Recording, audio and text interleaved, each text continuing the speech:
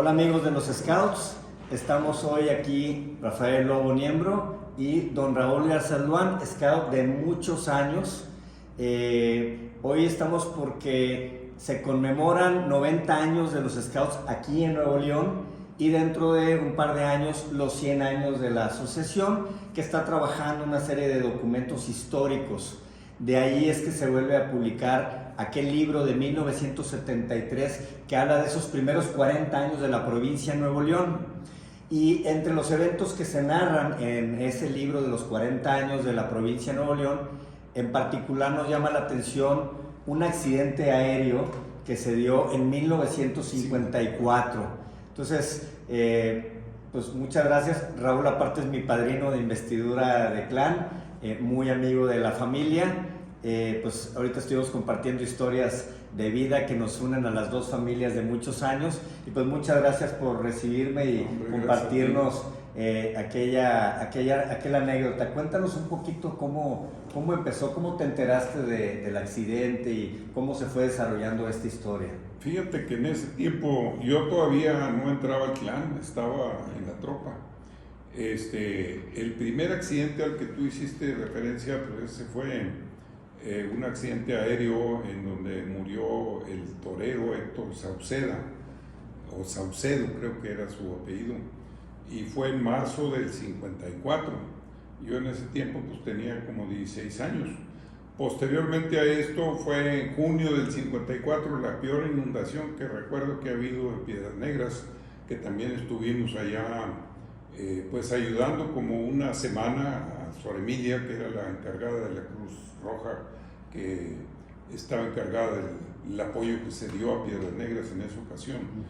Y también pues estuvimos por ahí pues un buen tiempo ayudando en diferentes actividades durante la inundación, que hubo muchísimos muertos ahí. Si quieres vamos primero al evento primero del accidente aéreo. Sí. ¿Cómo es que tú te enteras o quién te dice, oye, pasó esta situación y necesitamos ir? ¿Qué fue lo que les dijeron? ¿Quién les llamó?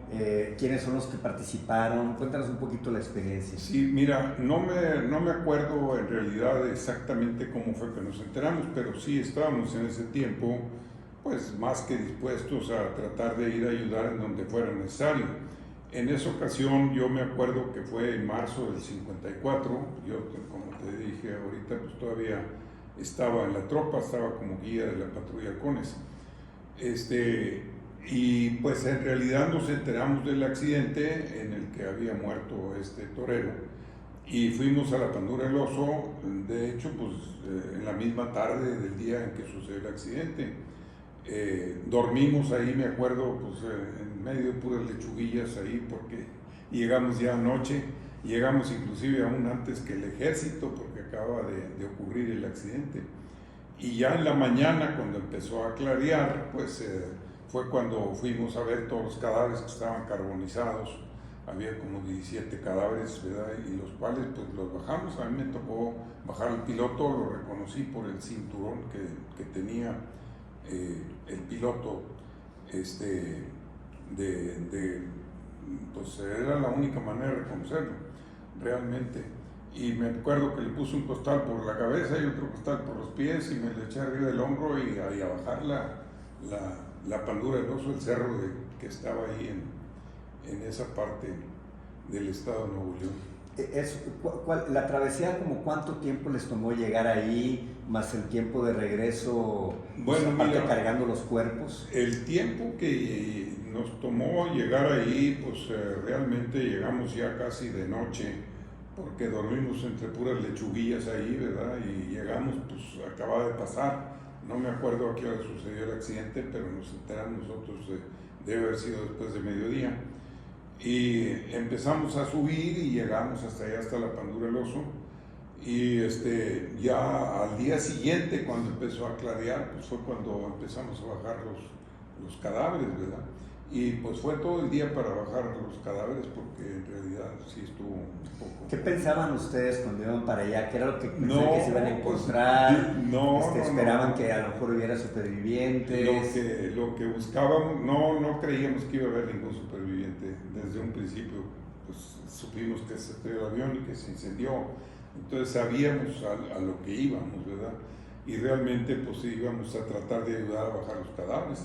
Al día siguiente ya bajamos y estaba ahí un grupo de gente esperando pues los cuerpos de los pasajeros, que fueron como 17 personas las que murieron en ese accidente.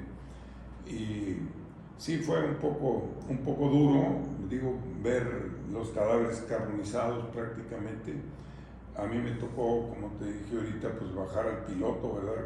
Le puse un costal por la cabeza y otro costal en los pies y me lo eché arriba del hombro. Yo tenía como 16 años en ese tiempo. ¿Y cómo te marcó todo esto? O sea, la experiencia traumática a los 16 años. No, en realidad más que trauma era un deseo de servir, ¿verdad? Porque en realidad yo sí fui un enamorado del escultismo desde que fui lobato, porque desde que entré a los lobatos, pues no había castores todavía, pero yo entré a los 8 años a la manada, ¿verdad? Ya estaba un poquito grandecillo para la manada, pero pues más o menos era la edad en que se entraba. Yo estaba en 4º año de primaria y luego pues yo iba y me tiraba de panza. Ahí estaba Pablo Cantú, que era un hermano lasalleísta, el jefe del grupo 3, y me metía a escuchar ahí las juntas de los scouts, ¿verdad? Y entonces ya después entré pues a la tropa y estuve primero en la patrulla Búfalos, que el guía era Jaime Yaguno, y luego ya después formé yo la patrulla Halcones, en donde el subguía pues era Esteban González Sardines, y estaba también Evelio de Hoyos, que pues después fue médico. Lo acabo de ir a su entierro. Le soplé a las velas de 85 años que cumplía, hace como unos 3 años aproximadamente. ¿Y tu jefe de tropa quién era en ese entonces? Era Pablo Cantú, era un hermano lasallista, era jefe del grupo 3. Del grupo 3 en el regimontano. En el regimontano, Chepevera. sí, en el regimontano Chepevera, exactamente. Y nos cuentas también que hubo este otro episodio pocos meses después de esta inundación histórica que se da en Piedras Negras. Eso fue en el mes de junio del mismo año del 54, y yo creo que fue la peor inundación que ha tenido Piedras Negras, ¿verdad? Porque el agua llegó a subir en algunas casas hasta 5 metros de altura. Hubo gente que trató de subirse arriba del ropero y pues murió ahogado, ¿verdad? Y algunas otras gentes se salvaron porque se fueron hasta la azotea de las casas y tuvieron manera de subir. Pero sí fue una cosa muy peligrosa. Ahí sí estuvimos como una semana. ¿Fue a través de la Cruz Roja? Fue a través de la Cruz Roja, que fue a prestar ayuda ahí en Piedras Negras, y se llamaba Sor Emilia la encargada del grupo, y estuvimos ahí con ella pues como una semana aproximadamente. ¿En qué consistían las actividades que ustedes hacían ahí en Piedras No, Negras? las actividades pues era recibir todos los trailers con alimentos y ropa que venían de diferentes partes, pues algunas de la República, la mayoría eran de Estados Unidos, y era pues contribuir a repartir la ropa a la gente que se había quedado sin nada realmente. Y pues sí, fue muy satisfactorio el haber podido ayudar y servir en ese tiempo. Y qué interesante, amigos scouts, un muchacho a los 16 años está preparado. O sea, no es en vano el lema de siempre listos. Siempre listos para servir. Pero el tema de estar preparado, o sea, porque ya tenías algunos años, entonces ya tenías, vamos a decir, ese adiestramiento o esa capacitación, el saber trabajar en equipo. Cuéntanos un poquito, a lo mejor para concluir, ¿qué son las cosas que en tu vida te sirvieron del momento scout que reconoces? Esto lo aprendí en los scouts y me sirvió en los negocios, en la política, en la familia, muchas cosas donde tú has estado involucrado. Sí, no, pues fíjate, yo entré a los lobatos en el año sería 1946 o una cosa así. Tenía pues apenas unos 7, 8 años, ¿verdad? Y el profesor Roibal, en ese tiempo eran hermanos lasallistas que venían de Nuevo México, que también estaban en el grupo 3, que iniciaron ahí en el colegio regimontano. Y el profesor Roybal pues era el jefe de la manada. Con él fuimos muchísimas veces de excursión y nos platicaba de Mowgli y de las historias, ¿verdad? Íbamos platicando, pues fuimos muchísimas veces de excursión y ahí fue donde yo empecé a conocer los scouts. Después conocí a la tropa, que ya me tiraba yo ahí en el sótano para escuchar a los muchachos que ya eran más grandes, ya estaban en los scouts. Y como te platicaba yo ahorita, pues estuve primero en la patrulla Búfalos con Jaime Aguno y luego después pues ya yo fui guía de la patrulla Halcones y ahí estuvo Esteban González Sardines, que en paz descanse, pues también estaba como su guía. Evelio de Hoyos, que acabo de ir a su sepelio, él estudió medicina, se casó con una médica alemana también que se especializó en patología, él también se especializó en patología. Y hace un par de años que estuve precisamente allá en el estado de Florida, porque los hermanos de él me dijeron, pues mándale un mensaje a Evelio porque ya no escucha muy bien, ¿verdad? O no lee, mejor mándale un mensaje hablado, ¿verdad?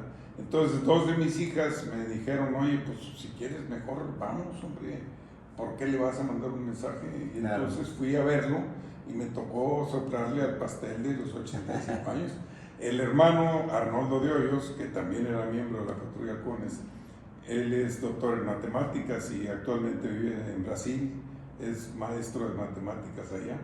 La hermana, que también pues, eran de ellos, de Nadadores Coahuila, lo que pasa es que el papá era agricultor y hubo una sequía muy fuerte en ese tiempo por allá y se vinieron aquí a Monterrey y entonces se establecieron aquí y pues ahí fue donde los conocí yo realmente.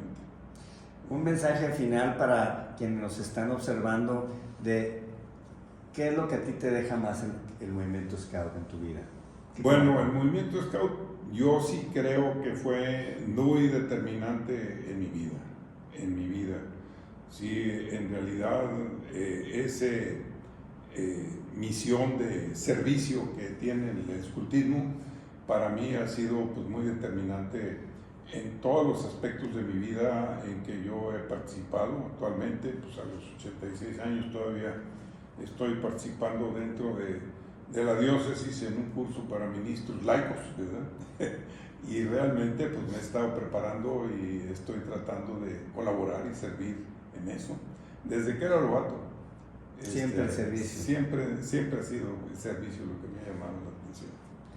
Pues muy bien amigos, despedimos aquí la transmisión, agradecemos a don Raúl la gentileza de recibirnos aquí en su hogar, de compartirnos un momento de su vida, de su historia, de estas anécdotas, de lo importante que ha sido también el movimiento Scout en su vida y sí, un hombre de servicio, un hombre que ha hecho instituciones, que ha fundado organizaciones y él y su familia volcado siempre hacia los demás, hacia el bienestar común, hacia el servicio a las demás personas.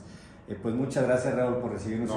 Muchas gracias a ti Rafael, es un gran placer realmente recibirlos y en realidad pues no quiero dejar de mencionar a tu papá, el arquitecto Enrique Lobo, que para mí ha sido un verdadero maestro en el escultismo desde toda la vida y que sé que aún sigue activo después de los 90 años. Pues sí, él sigue inscribiéndose en la SMAC, cumple 80 años como scout activo y él fue el que publicó, siendo presidente de la provincia de Nuevo León, este libro que vuelve a editar la Asociación de Scouts de México, de la remembranza de los 40 años, ahora ya 90 años, hace 50 años de ese libro, y una parte de la historia de ese libro tiene que ver con este fatídico accidente que se da, donde entre las personas que participaron en aquel rescate de los cuerpos, pues estuvo ahí y hoy nos compartió su historia don Raúl Garza Luan. Muchas gracias Raúl por compartir. Muchas gracias a ti.